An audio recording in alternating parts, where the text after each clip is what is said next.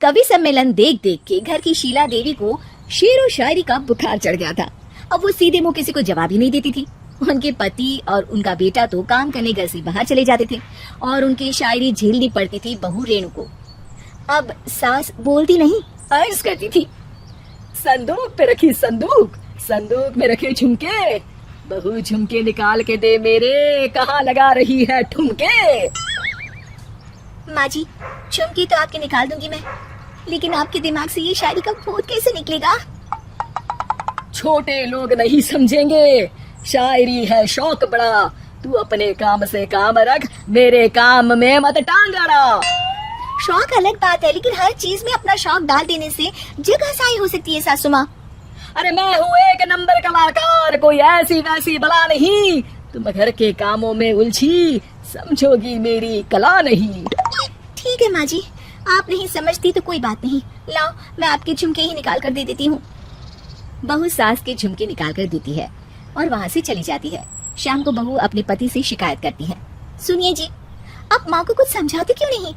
अरे क्या समझाना है माँ को? अरे अपनी शायरी थोड़ी कम करे ना। अरे तुमको उनकी शायरी से क्या दिक्कत है?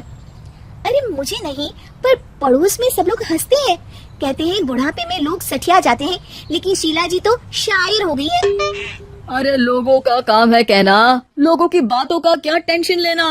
अरे वाह, मैंने भी शेर कह दिया, वाह वाह वाह। देख लो, तुमसे किसी ने कहा नहीं और तुम्हारे सामने कोई माँ की बुराई नहीं करता तो तुमको फर्क नहीं पड़ रहा। अरे तुम खामखा की बात का बतंगड़ बना रही हो। चलो चाय बना कर ले आओ मेरे लिए, साथ पियेंगे, कोई ढंग की बातें करेंगे। रेणु चाय बनाने लगती है। पहले वो अपने पति को चाय देती है, फिर सास को और आखिर में अपने ससुर को। लेकिन वो देखती है कि ससुर जी कुछ परेशान से हैं। क्या हुआ ससुर जी, कोई बात हो गई है क्या? अरे तेरी सास बात बात पे शायरी करती है। कल मैंने पूछा कि खाना खाया तो तेरी सास ने क्या जवाब दिया पता है? अरे गलती की और आरोपी ने कोड़े खा लिए फटाफट, खाना तो नहीं पर पकोड़े खा लिए झटाझट। अब बता क्या जवाब दूं इस बात का? वो तो सभी से शायरी में ही बात कर रही है, मुझे भी समझ में नहीं आता कि क्या करूं मैं। बेटा उसको उसी की भाषा में जवाब देना पड़ेगा। मैं तो आम बातचीत में भी उसके सामने कुछ नहीं बोल पाता, शायरी में क्या बोलूंगा भला। ससुर ने जैसे ही कहा कि उसको उसी की भाषा में जवाब देना पड़ेगा, बहू को ये बात जच गई।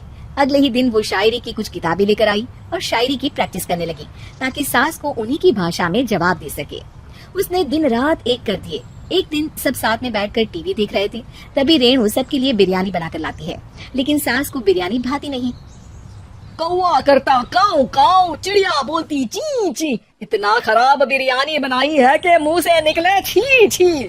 बस इसी मौके का तो बहू को इंतजार था, क्योंकि अब बहू सास को उसी की भाषा में जवाब देने के लिए तैयार थी। माँ जी, हमको अपनी ये बेकार शायरी ना सुनाइए, जैसी भी बनी है बिरयानी चुपचाप खाइए।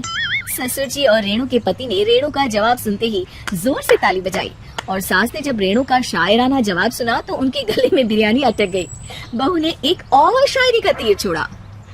शायरी में बहू के सामने सास हो जाएगी ढेर, क्योंकि सास मारेंगी एक शेर तो बहू मारेगी 1.25 शेर। सास को छोड़ के सब वाह वाह करने लगते हैं। आज पहली बार सास को नहले पे दहला मिला था और रेणु ने सास का मुंह चुप करा दिया था। अगले दिन रेणु का पति उससे कहता है, अरे वाह, तुमने तो बाकी बोलती ही बंद कर दी, मजा आ गया। अब मेरे लिए कुछ बना दो, खाकर मैं काम पर चला जाऊं।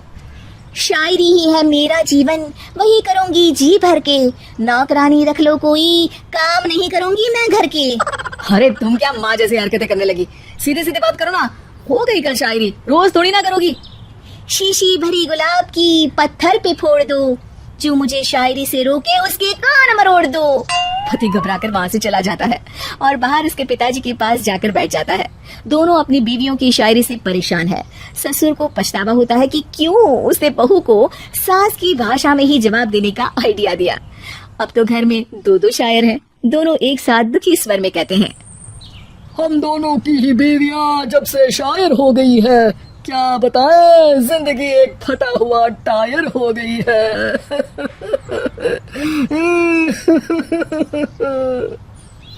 हम दोनों की ही बीवियां जब से शायर हो गई है, क्या बताएं, जिंदगी एक फटा हुआ टायर हो गई है।